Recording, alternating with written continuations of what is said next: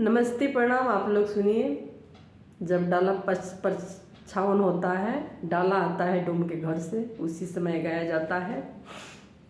कैसा लगेगा कमेंट में ज़रूर आप लोग बताइएगा। हंसली डोमिनी बिटिया मुँह खाली पान है। हंसली डोमिनी बिटिया मुँह खाली पान है। आज मोरे डालवा के आइले गहकिया है। आज मोरे डालवा के आइले गहकिया है। आज मोरे डालवा के अपना महलिया से निकलिले कवन पापा राजा है।